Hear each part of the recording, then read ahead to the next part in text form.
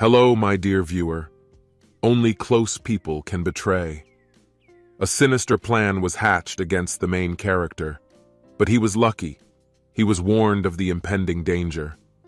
Let's listen to this story and find out what awaits cheaters for their deeds. Let's go. Message lit up my phone screen with an alarming flicker. It was from Ethan Rhodes, my old college buddy and now a detective. "We need to meet urgently," he wrote. We hadn't spoken for several months, so such an unusual message caused me alarm. Looking at the Rolex watch Vanessa gave me for our 10th wedding anniversary, I saw that it was 1:30 in the afternoon. I was supposed to have a board meeting in an hour, but something in Ethan's message told me that I couldn't wait. "Callie," I called my assistant, and she immediately appeared in the doorway of my office with a tablet in her hands. "I need to go away for a while. Can you reschedule the board meeting for a while?" Callie nodded, frowning slightly. "Of course, Mr. Carter. Is everything okay?" I forced a smile. "Just some business. I'll be back soon." As I rode the elevator down from my penthouse office, my thoughts raced. What happened? Did something happen to Ethan? Or is it something with my family? I found Ethan in a secluded corner of Millennium Park. His face was stern and his movements were tense. When I approached, he got up from his seat and looked around anxiously. "Lucas," he said in a low tone.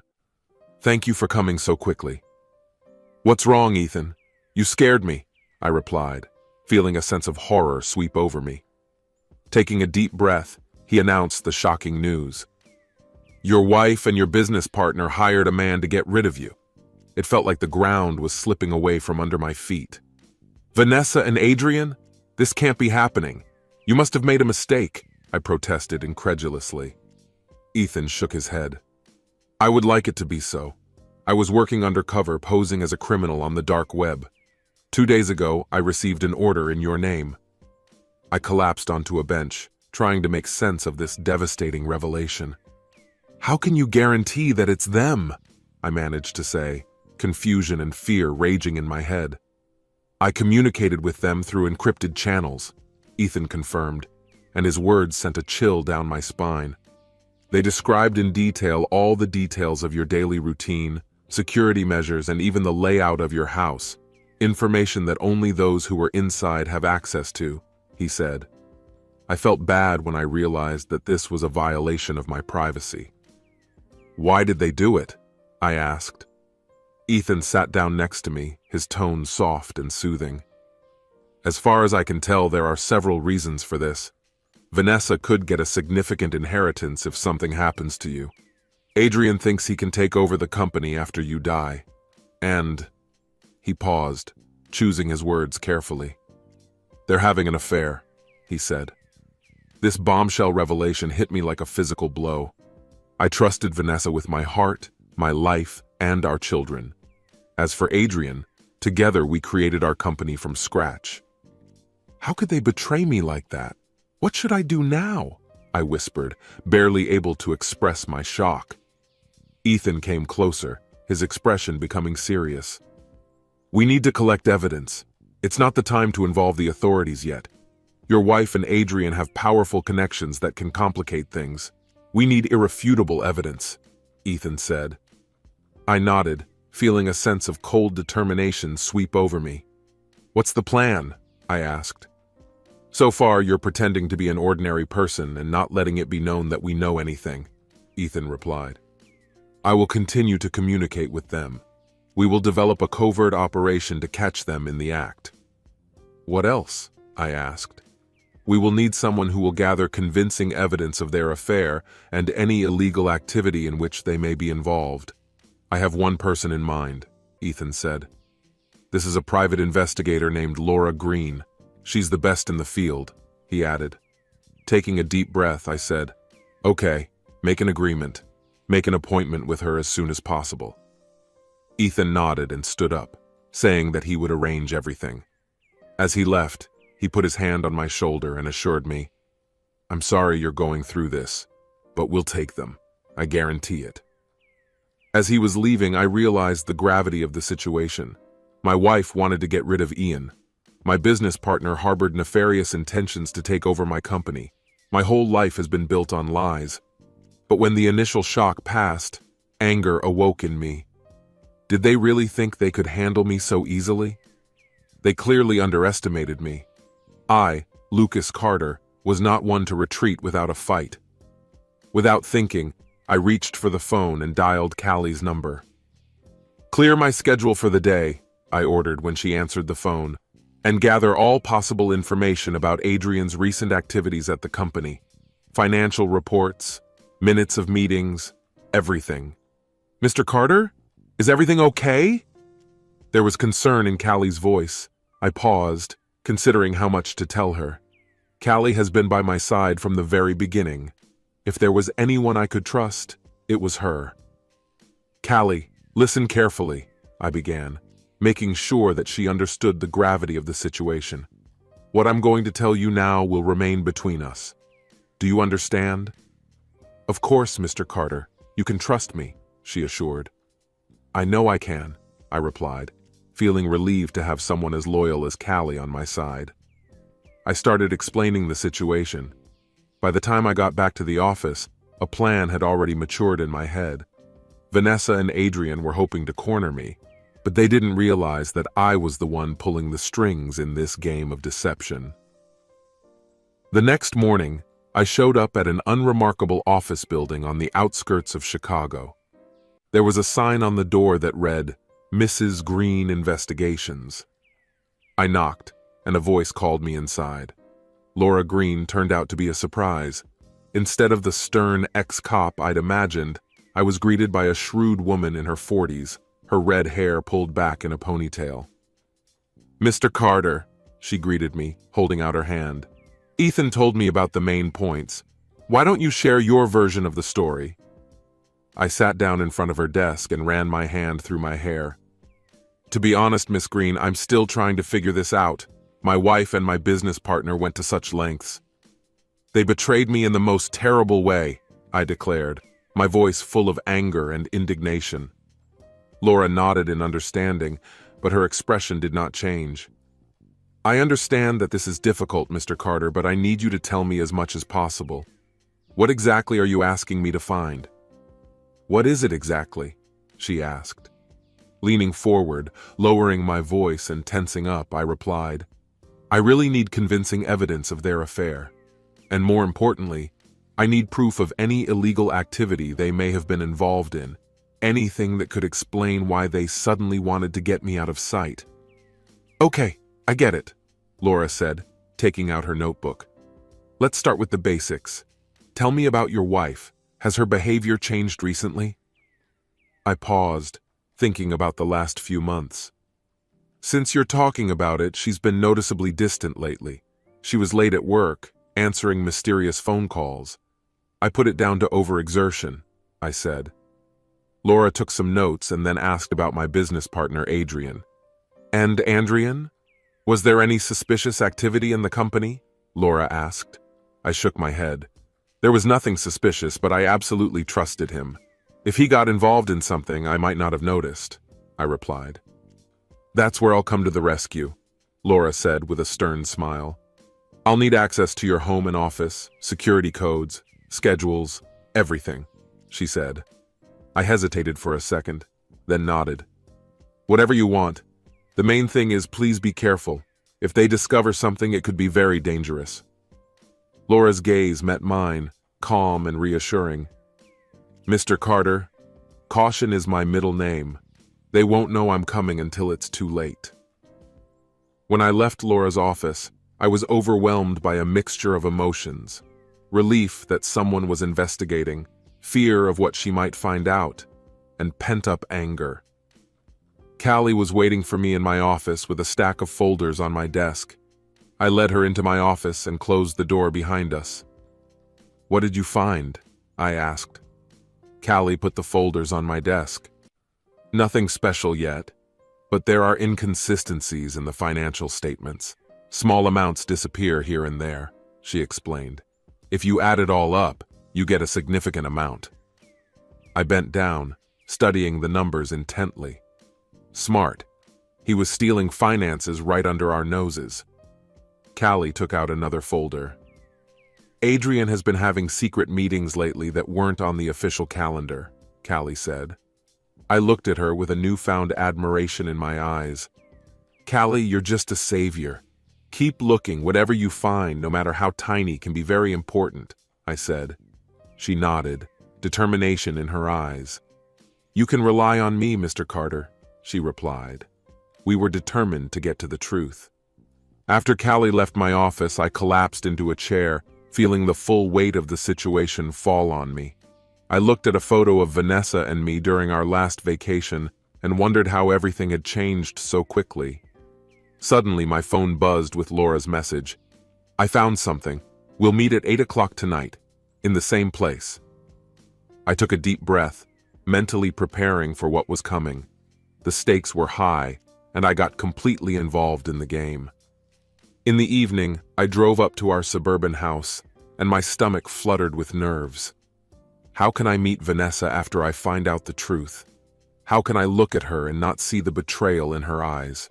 When I entered the house, I was greeted by the ringing laughter of my children. Emma and Jake were happily playing. Their joy was contagious. Emma threw herself into my arms, and for a moment I managed to ward off the impending confrontation. I hugged my daughter tightly, inhaling the sweet scent of her strawberry shampoo. Hello, Princess, I said, forcing a smile. Were you good for Mom today? Jake ran up, holding his figurine in his hands. Dad, look, I built a fortress for Captain America. I stroked his hair. My heart was heavy from Vanessa's betrayal. How could she even think of tearing our family apart? That's cool, buddy. Why don't you show me after dinner? Vanessa appeared from the kitchen, greeting me and wiping her hands. Dinner is almost ready. I searched her face for any signs of remorse, but all I saw was the woman I had loved for so long. Thank you, I managed to say, and headed upstairs to wash my face. As I was leaving, I heard Vanessa calling the children, and the facade of normality remained intact. Jake, could you set the table? Vanessa asked. Dinner that evening seemed amazing to us. We sat down at the table, passed the dishes to each other, and had a casual conversation, as if everything was in order. But deep down, I couldn't get rid of the thought that my wife was secretly planning an assassination attempt on me. Well, how's work today? Vanessa asked, putting mashed potatoes on Jake's plate. I swallowed and met her gaze. Yes, as always. Meetings, phone conversations, nothing particularly interesting, I replied. Vanessa seemed satisfied with my answer. Adrian called recently, she continued. He mentioned a meeting with a major client tomorrow. The mention of Adrian's name sent a wave of panic through me. I gripped my fork tightly, trying to keep my composure. What exactly did he say? I asked. Vanessa shrugged her shoulders dispassionately. It's nothing special. It's just that it's very important and he needs you there. I nodded, wondering if this was all part of their plan. Is this some kind of trap? Thank you for telling me, I managed to say, trying to hide my growing concern. I'll call him in a while, I said. The rest of the dinner passed unnoticed. I could barely taste the food. My attention was focused on keeping the children in sight and closely following Vanessa's every move. After dinner, I fulfilled my promise and went to watch Jake play with Captain America's fortress. Sitting on the floor in his room, I watched his imagination develop rapidly, and my heart ached at the thought of what was going to happen. Later, when I put Emma to bed, she looked at me with concern in her big brown eyes. Daddy, are you all right? You look upset. I smiled and gently stroked her hair. I'm fine, honey. I'm just a little tired after work. She put her arms around my neck and said, I love you, Daddy. Holding her tightly to me, I whispered back, I love you too, Princess. More than you can imagine. When I closed her bedroom door, Vanessa was waiting for me in the hallway. The children suspect something, she said softly. You really seem different. Are you all right? At that moment, I felt the urge to meet her face to face, demand answers, and ask how she could betray us. But Ethan's reminders kept ringing in my head. First of all, we needed proof. "I'm just stressed out about work," I lied. "A new client is a big deal, and I'm worried that I'll ruin everything." Vanessa came closer and put a comforting hand on my arm. The touch that used to soothe me now gave me goosebumps. "Everything will be fine," she assured me. "You always do well." I nodded, unable to speak. While we were getting ready for bed, going about our usual business as if nothing had changed, I felt like I was suffocating. How much longer can I keep this facade? When Vanessa fell asleep next to me, I was lying awake, staring at the ceiling. The phone on the bedside table rang softly. A message from Laura. "The meeting has been agreed." "I have received photos that we need to discuss," she wrote. Closing my eyes, I felt a wave of horror and determination wash over me.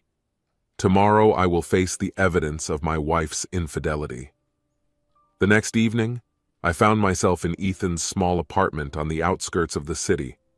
Laura was already there, clutching the folder tightly under her arm. Ethan quickly let me into the apartment, his eyes scanning the street before closing the door.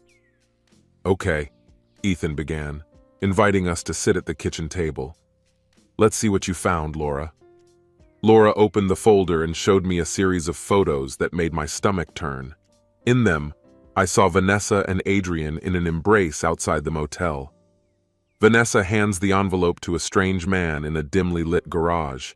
Adrian stands at the entrance to an elite nightclub and shakes hands with known criminals. "As you can see," Laura declared, her voice cold and distant. "The novel, of course, exists, but it is only a small part of the iceberg." I took one of the photos from her. My hands were shaking. "What do you mean?" I asked. Laura pointed to a photo of Vanessa with an unknown man. "This guy, he's a well-known stolen goods hunter," Laura explained.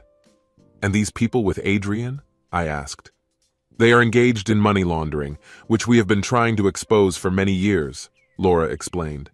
Ethan leaned over, frowning menacingly.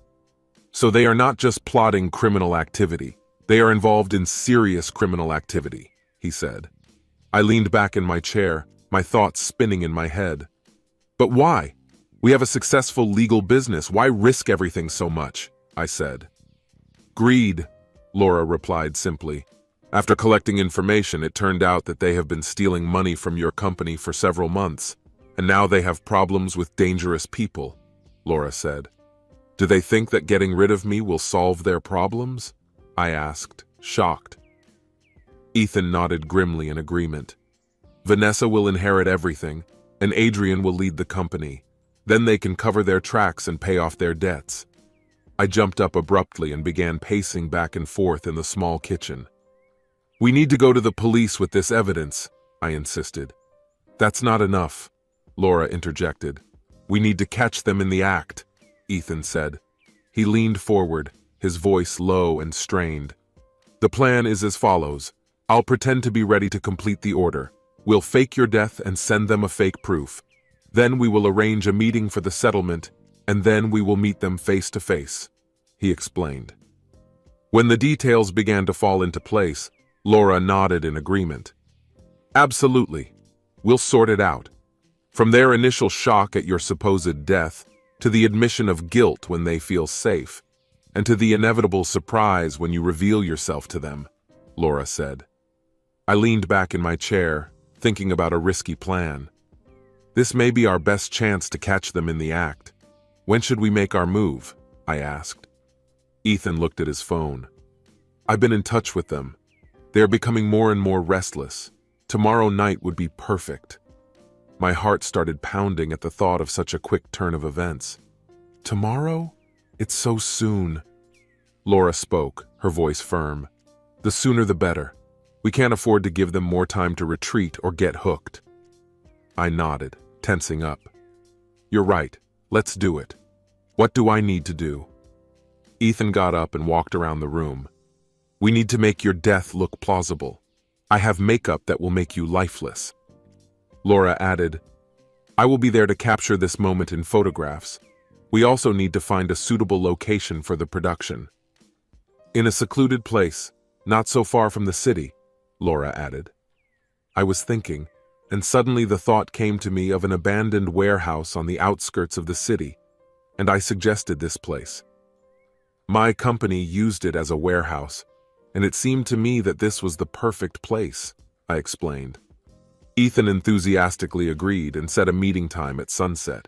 He told me to clear my schedule and make sure Vanessa didn't find out about our plans. Curious about the consequences, I asked what would happen when the incriminating photo became public. Laura showed a small, sophisticated recording device that she had brought with her. We will put it in the penthouse during the collision to record all the necessary evidence, she said. When I examined the device in my hands, Laura assured me that, combined with the available evidence, it would be more than enough to bring them to justice. Over the next hour, we worked out the plan carefully, and when I left Ethan's apartment, my mind was boiling with a firm determination to see it through. As I drove home, rehearsed conversations with Vanessa flashed through my head. I was preparing to behave normally, despite the upcoming confrontation. It felt like I was preparing to perform in a dark and confusing play. Taking a deep breath, I parked in our driveway, knowing that tomorrow would bring radical changes to my life. I was determined to win back control from those who were trying to destroy me. Getting out of the car, I entered the house with a sense of confidence, ready to put on an impressive show despite the internal chaos.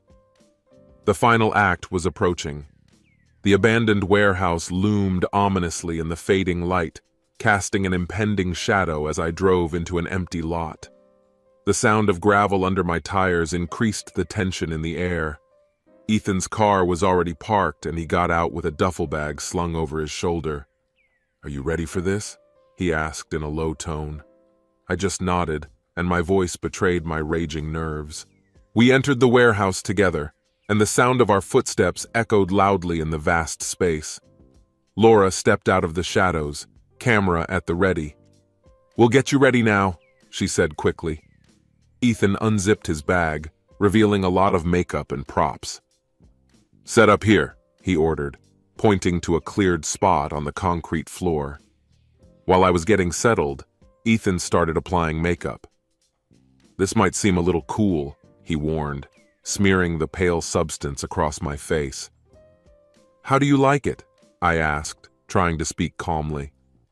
Laura stared at me intently. The transformation was eerily realistic. "Ethan, you could be a makeup artist," she remarked. Ethan chuckled softly. "It was not part of my career plans," he replied. While they were working, I closed my eyes, trying to calm my anxious thoughts. What if it doesn't work out? I thought. "Everything will work out," Laura assured me confidently. "We're going to make it, Lucas." "Believe in the plan," Ethan said. Then he took a step back, signaling readiness. "Okay, I think we're ready," he announced. "Laura, how are things with the lighting?" Laura busied herself installing the camera, moving around to provide perfect lighting. "Great," she confirmed. "The shadows will enhance the effect." "Lucas, get into the role convincingly," she said. "Okay," I replied, letting my body go limp and staring at the ceiling. The sound of Laura's camera clicking echoed through the quiet warehouse. "Everything is ready. It should work," she said after a pause. Ethan supported me as I stood up and handed me a mirror. I stared at my reflection, barely recognizing the pale, lifeless figure staring at me. "Now the hard part begins," Ethan remarked, pulling out his phone. "I will send a message right now that the job is done," he said. After attaching a photo to the message and sending it, we gathered around the phone, eagerly awaiting a response. The minutes seemed to drag on forever. Finally, the message came. Ethan read the message aloud and breathed a sigh of relief. "Great job. Payment is by agreement. We'll meet tomorrow at 9 o'clock at the Skyline penthouse." Laura's expression was serious as she nodded. "Now we are preparing for tomorrow, to the real fight." While we were cleaning ourselves up, erasing all traces of our stay, I was overcome by a sense of determination. Tomorrow will be the day when I will face the traitors and rebuild my life. The next evening, I paced restlessly around the luxurious penthouse while Laura sorted out the equipment at her desk. "Calm down, Lucas," she soothed me without looking up. "Everything is ready. We will succeed." I ran my hand through my hair, feeling the weight of the upcoming confrontation. "It's easy for you to say that. You're not going to date your murderous wife and your lying business partner." Laura's gaze softened. "I know it's difficult, but don't forget why we're doing this. They tried to destroy you. They are not worthy of your sympathy," she added. I agreed, taking a deep breath. "You're right. I'm ready." At that moment, my phone vibrated from Ethan's message. "They're already on their way up. Good luck." I settled down in the shadow of the bedroom, hidden from the eyes of the main living room. Laura gave me a thumbs up and then slipped out into the dressing room, leaving the door slightly ajar. A few minutes later, I heard the door open with a click, and then I heard familiar voices. "Are you sure this is the right place?" Vanessa was nervous. "This is the address he gave," Adrian replied. "Calm down. The end will come soon." My fists clenched as they spoke dispassionately about my supposed demise. I forced myself not to move, waiting for the right moment. "Hello?" Adrian called out. "We're here!" Footsteps could be heard approaching, and then the sound of someone sitting on the couch. "Nice place," they said. Vanessa and Adrian exchanged subtle remarks, indicating that they were satisfied with the inconspicuousness of their business relationship. I heard enough and decided to confront them. Taking a deep breath, I resolutely left the bedroom and asked, "What kind of business is this?" Their shocked expressions were almost funny. Vanessa was speechless, and Adrian jumped in surprise, causing the vase to fall. "Lucas, how is this possible?" exclaimed Vanessa. I moved closer. My tone was icy. "Are you surprised to see me? I have no doubt, considering that you tried to kill me." Adrian was the first to react, his shock quickly turning to anger. "Some kind of trick?" he demanded. "There's no catch," I replied, looking into his eyes. "It's just that justice has finally caught up with both of you." Vanessa stood up, her hands shaking. "Lucas, I can explain," she began, but I interrupted her. "Stop it. I already know everything. An affair, theft, murder. Did you really believe that you could walk away unscathed?" I added. Adrian's eyes frantically searched the room for a way out. "You have no proof," he stuttered. I grinned menacingly. "Oh, but I have.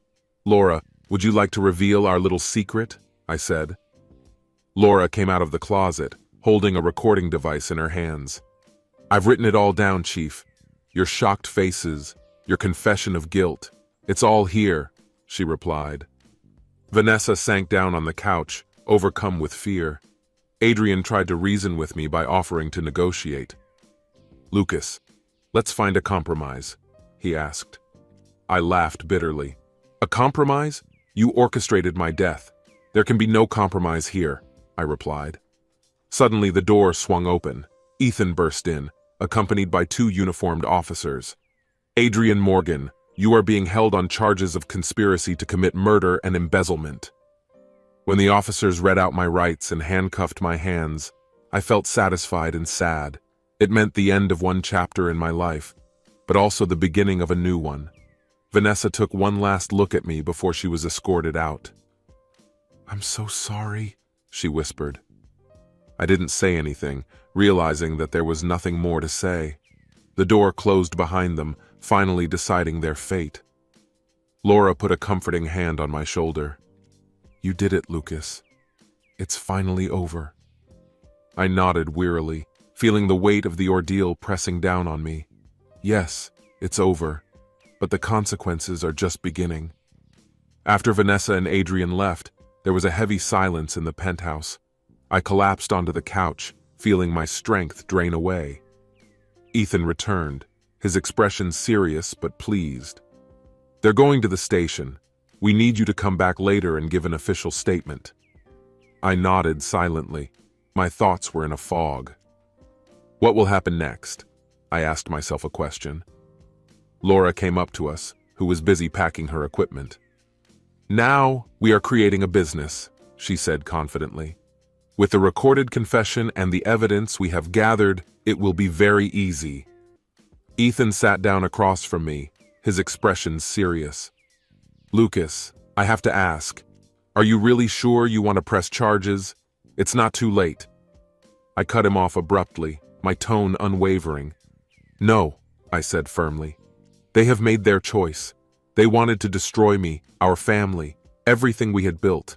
Let them face the consequences." Laura nodded in agreement. "It's wonderful. They are not worthy of your mercy, Lucas," Ethan said. A knock on the door broke the tension.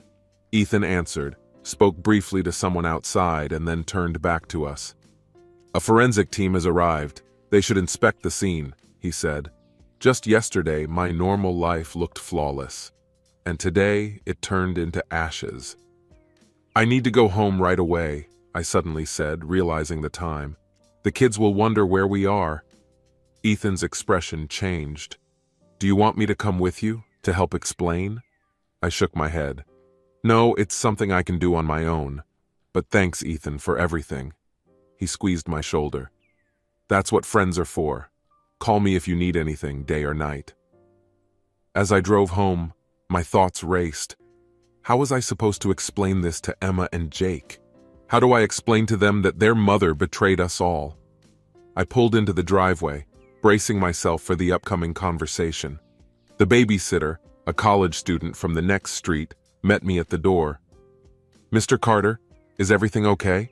Mrs. Carter has not returned home and I have not been able to reach her." I forced myself to smile. "It's all right, Sarah. It's just that unforeseen circumstances have arisen at work. I'm sorry we didn't warn you. How are the kids?" "They're sleeping," she said with relief. "They used to look for both of you, but I managed to distract them with movies and ice cream," Sarah added. After thanking her and sending her home, I went upstairs. Looking into the children's rooms, I saw that they were sleeping peacefully, completely oblivious to the chaos that had just broken out. A message from Callie popped up on my phone. "I just got the news. Are you okay? How can I help you?" she wrote. I replied, "I'm fine. Could you clear my schedule for the next few days and schedule an emergency board meeting?" She immediately replied, "Rest assured, everything will be ready. I'm here for everything you need." Her unwavering support brought a smile to my face and was a reminder that something in my life is still stable. When I went to bed, the weight of the past day fell on me. Tears were streaming down my face, a mixture of sadness, disappointment, and relief. For the first time in many years, I was left alone with my thoughts, finally allowing myself to sort out the whirlwind of emotions that engulfed me. The next day was supposed to bring new challenges, explaining the situation to the children, meeting with the board of directors and legal procedures. But for now, in the silence of the night, I allowed myself to grieve for the life I once knew and dream about the one that awaits me ahead. The next morning, I was woken up by the persistent ringing of my phone. Grumbling, I picked up the phone and heard Callie's urgent voice on the other end. "Lucas," she said, "I'm sorry to wake you up, but the news is already everywhere. Adrian's arrest, the charges against him and Vanessa. The company's shares are falling rapidly." Instantly alert, I asked for details. A 15% drop in pre-market trading, and after the market opens, the situation may worsen. The board of directors wants to hold an emergency meeting. I quickly made an appointment for 10 in the morning and thanked Callie for her efforts. "How are you holding up?" she asked. I sighed heavily. Thoughts of what was coming were already spinning in my head. "I need to break the news to the children as gently as possible," I said. "If you want, I'll reschedule the meeting," Callie replied. But I interrupted her. "No way. The company is now a priority. I can handle everything else." After finishing the conversation, I went to the children's rooms. Emma and Jake were already awake and looked puzzled. "Dad, where's Mom?" Emma asked quietly. I sat down on her bed and pulled them both to me. "Kids, we need to discuss something," Something bad has happened, I began. I spent the next hour trying to explain the situation so that they would understand. I told them that Mom and Uncle Adrian had made a mistake and had to leave us for a while. Our family will look different now, but I assured them that I love them more than anything in the world. There were tears, unanswered questions, and heartbreaking moments. But in the end, we came up with a plan. My parents will stay with them for a few days while I sort things out at work. When I was dropping them off, Mom pulled me aside. "Lucas, are you sure you can handle all this?" I nodded, forcing myself to smile. "I have to, Mom. For the sake of the children, for the sake of the company, I can handle it." There was tension in the air of the office. As I passed by, the whispers stopped, and looks full of sympathy and curiosity looked at me. The board of directors met in the main conference room. "I've prepared a preliminary statement for the press, but I thought you'd want to read it first," Callie informed me, handing me the document I was supposed to flip through. "That's great, Callie. Truth. Have you ever thought about a career in crisis management?" I spoke. She giggled. "Let's focus on overcoming this crisis first, okay?" Callie answered. When we entered the conference room, the conversation stopped. I watched the expressions on the faces of the board members, fear, anxiety, and in some cases barely concealed mercantilism. After taking a deep breath, I addressed the audience, acknowledging that everyone had questions and concerns. I assured them that despite recent events, the company's future remains stable. Over the next 2 hours, I talked in detail about what had happened, answered their questions, and outlined our strategy for the future. It was a difficult conversation, marked by tense moments, accusations, and even demands for my resignation. Nevertheless, I remained adamant. I reminded them that I founded this company, and that despite the betrayal, I was determined to lead the company through all adversity. And gradually, but confidently, the board of directors began to look at things from my point of view. By the end of the meeting, we had developed a comprehensive plan. We committed to transparency regarding past events, promised to cooperate fully with the authorities, and agreed to take new measures to prevent similar problems in the future. After the board members left the room, Callie came up to me, impressed by my performance. She anxiously asked how I was really holding up. Exhaustion hit me like a ton of bricks, and I collapsed into a nearby chair. To tell the truth, I can barely stand on my feet, but I can't show weakness, I confessed. Callie sat down next to me and offered support in a soft voice. "You won't have to carry this burden alone, Lucas. I'm right next to you. We'll get through this together." Her words struck a chord with me, and I looked at her, appreciating her unwavering support. "Callie, I do not know what I would do without you. You've always been my rock." A soft smile played on her lips, and something deeper flashed in her eyes. "That's exactly what partners do, right?" Her assurances filled me with gratitude, and the concept of a real partner resonated with me. Just as I was beginning to embrace this newfound sense of camaraderie, my phone vibrated with Laura's message. "Lucas, we need to talk. Can you meet me at the courthouse in an hour?" I sighed heavily, feeling the weight of reality pressing down on me again. "Duty demands," I told Callie. "Can you handle the business here?" She stood up, straightening her jacket. "Consider that everything is ready. Go, I'll take care of it." When I left the office, a faint sense of hope arose in me. Despite the difficulties ahead, I knew that Kelly, Ethan, and Laura were supporting me. Maybe we can weather this storm together. Arriving at the courthouse, I found Laura waiting for me, clutching a thick folder in her hands. "We have a problem," she announced bluntly. "And now what?" I asked, bracing myself for more setbacks. Opening the folder, she showed a stack of documents. "Adrian's lawyers are offering a deal. They offer him to testify against Vanessa in exchange for a reduced sentence." I was filled with rage. "After all his mistakes? It can't be," I exclaimed. Laura nodded, her expression becoming serious. "I totally agree with you, Lucas, but the district attorney is still considering this proposal," Laura said. It was very important for us to make sure that all our evidence was irrefutable and did not leave Adrian's lawyers the opportunity to exploit any gaps. We spent the next few hours scrupulously examining every detail to make sure that our case was ironclad. When we finished our preparations, Laura put a reassuring hand on my shoulder and expressed her concern about the upcoming trial.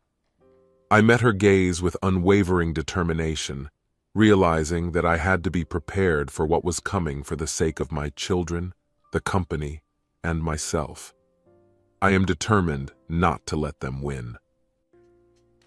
After receiving an approving nod from Laura, I left the courthouse feeling a mixture of determination and fatigue. The tasks ahead were difficult, but I was ready to face them face to face. Vanessa and Adrian's attempts to ruin me have only strengthened me, and now it's time for justice to prevail. The imposing appearance of the courthouse served as a stark reminder of the gravity of the situation, but I was ready to face whatever lay ahead. I straightened my tie, sighed heavily, and resolutely climbed the stairs. When I entered the hall, the atmosphere in it was tense. Ethan and Laura spoke with our lawyer, Rachel Hayes, a renowned lawyer known for her sharp mind and relentless pursuit of justice. "Lucas," Rachel greeted me in a businesslike manner, "are you ready for this?" I nodded, clenching my jaw tightly. "As much as I can possibly be prepared," I replied firmly. "Remember," Rachel said, leaning toward me, "let me do the talking. Keep your composure, no matter what anyone tells you, no matter how difficult it is." "I understand everything," I confirmed, my voice unwavering. Suddenly there was silence in the corridor. Vanessa and Adrian were brought into the cell, both in handcuffs. Our eyes met for a moment, and Vanessa turned away, a hint of regret in her gaze. Adrian met my gaze with a challenge, but I didn't give in to persuasion. When we entered the courtroom, the judge called everyone to stand up, giving the signal for the start of the trial. The trial turned into a whirlwind of testimony, presentations of evidence, and legal arguments. Rachel performed with exceptional skill, systematically destroying the defense's attempts to undermine our evidence. When it was my turn to testify, I was overcome by a wave of panic. But then I saw Callie on the podium, and her encouraging nod gave me strength. "Mr. Carter," Rachel began, "could you tell the court about the events leading up to what you learned about the impending conspiracy against your life?" I started telling my story. The eyes of the jury stared at me as I spoke, their sighs echoing in the courtroom as I recounted the betrayal. The defense attorney's cross-examination was harsh. He tried to present me as a negligent husband and an absent father, anything to justify Vanessa's actions. "Mr. Carter," he chuckled, "is it true that you devote more time to work than to your family?" I blushed, but Rachel's warning to stay calm sounded in my head. I replied categorically, "I worked hard to provide for my family, but I always found time for her. My children have been and remain my top priority." He pressed further, hinting that my wife had turned to another man for comfort because she felt neglected. There was a murmur in the room as I looked directly at Vanessa and said firmly, "If my wife felt forgotten, she could come to me. Instead, she chose to have an affair and arrange for my death." The lawyer had nothing to say. As the trial continued, the evidence against Vanessa and Adrian accumulated. Recorded confessions, financial reports on embezzlement, testimony from undercover employees, everything pointed to their guilt. It was all overwhelming. After a seemingly endless wait, the jury finally reached its verdict. Vanessa Carter and Adrian Morgan were found guilty of conspiracy to commit murder. I closed my eyes and a wave of relief washed over me. The verdict of guilty on charges of embezzlement caused a violent reaction in the courtroom. Ethan's hand was on my shoulder, and Laura's triumphant "yes" was ringing in my ears. As Vanessa and Adrian were being escorted out, Vanessa looked back at me for the last time. "Lucas," she called, her voice trembling. "I'm really sorry. For everything." I didn't say anything, knowing that there was nothing more to say. Outside the courthouse, journalists were crowding around us. Rachel deftly dealt with them and made a short statement while I was running away. Staying in the car, I finally let the emotions of the day overwhelm me. It's finally over. We came out victorious. But while I was driving home to the children, the annoying question, "At what cost?" kept spinning in my head. The family courtroom was strikingly different from the grandiose building of the criminal court. It was smaller, more secluded, but no less intimidating. Vanessa and her lawyer were sitting at one table, and I was at the other. The judge, a stern-looking woman in her 60s, looked at us over the top of her glasses. "Mr. Carter," she began, "I assume you want a divorce based on adultery and criminal behavior, is that so?" I nodded, my voice sounding confident. "Yes, Your Honor." Then she turned to Vanessa. "Mrs. Carter, do you disagree with these grounds?" Vanessa, who looked pale and haggard, shook her head. "No, Your Honor." The judge nodded. "Very good. Let's get started." My lawyer, who did not look like the one who was present at the criminal trial, stood up. "Your Honor, given all the circumstances of Mrs. Carter's sentence, we demand full custody of the children and full division of property." Vanessa's lawyer chimed in.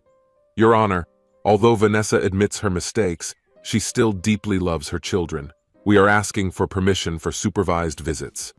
The judge raised her hand and said, "I have carefully studied the case file. Mr. Carter, please stand up." I stood up, my heart pounding with excitement. The judge looked at me and asked, "Can you guarantee to the court that you will be able to provide a stable family for your children?" I confidently replied, "Yes, Your Honor. My children mean everything to me. I've adjusted my work schedule to be with them every night, and my parents are ready to help if needed." Turning to Vanessa, the judge asked, "Mrs. Carter, since you will have to go to prison, how do you plan to maintain a relationship with your children?" Vanessa's voice faltered as she replied, I do not know, Your Honor. I just want to see them." The judge sighed, acknowledging the complexity of the situation. She stressed, "The well-being of children should be a top priority."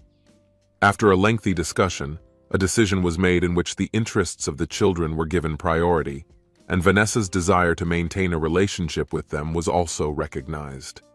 The judge's decision was final. Given Mrs. Carter's evidence and conviction, Mr. Carter is granted full custody of the children. Mrs. Carter will be eligible for supervised visits only once a month, depending on the children's wishes and Mr. Carter's approval, the judge said. I felt relieved. As for the division of property because of Mrs. Carter's involvement in the embezzlement scheme, the judge announced that Mr. Carter receives all the property of the spouses. Mrs. Carter will keep her personal belongings and property acquired before the marriage, the judge added. Vanessa couldn't hold back her tears, but she didn't object. The court officially confirmed the divorce.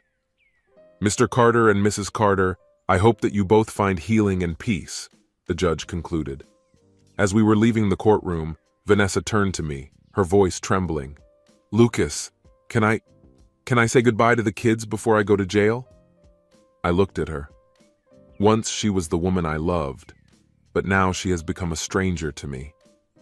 Part of me hesitated whether to continue punishing her, but thoughts of Emma and Jake swayed my decision. 1 hour, I finally agreed. Under supervision at my parents' house. That's the most I can do. She nodded, tears glistening in her eyes. "Thanks." As I watched her leave, a chapter of my life closed and it was time to focus on rebuilding our future.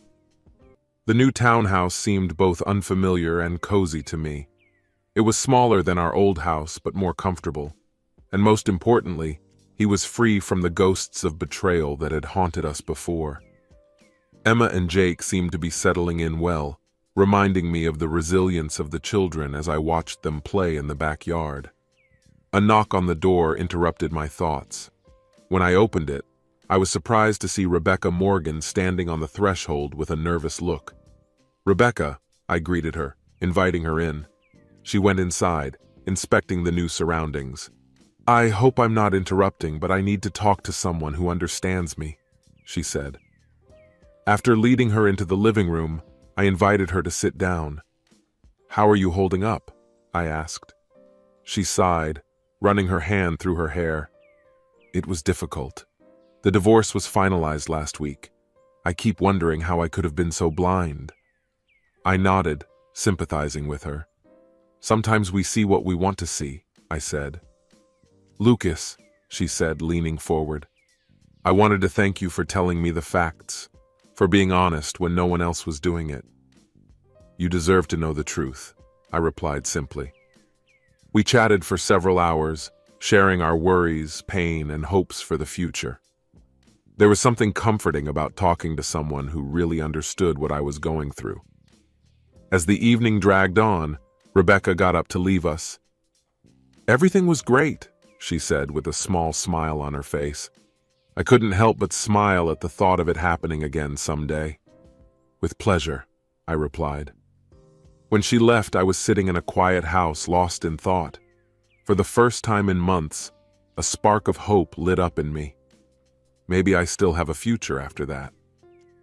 The familiar noise of the office greeted me as I stepped out of the elevator. The staff nodded their thanks as I passed by, and their faces now showed respect and admiration, not pity. I found Callie in the conference room surrounded by piles of documents and several laptops scattered around her. She raised her head at my entrance, beaming with a smile. Lucas, you're very timely. I just wanted to get in touch with you, she said. I couldn't help but smile back at her. What's new? I asked eagerly. She pointed to one of the laptops. The price of our shares has increased by 20% compared to the last quarter. The new security measures that we have implemented have strengthened investor confidence, she explained. After a short pause, she added for effect, and Johnson's account has finally become ours, she said. I couldn't help but let out a low whistle out of excitement. Our team has been working tirelessly for years to defeat Johnson. This is amazing, Callie. How did you manage to do that? I asked, genuinely surprised. Callie shrugged nonchalantly, a hint of pride in her eyes. It may have taken me a few favors and a few smooth negotiations, but in the end, I think they were impressed with how we handled the recent crisis. Honesty really plays a big role in this business, she said. I nodded in agreement, feeling grateful for her hard work and dedication. I couldn't have done it without you, you know, I told Callie, feeling grateful for her contribution. She blushed slightly at the compliment. We are a really good team, she admitted.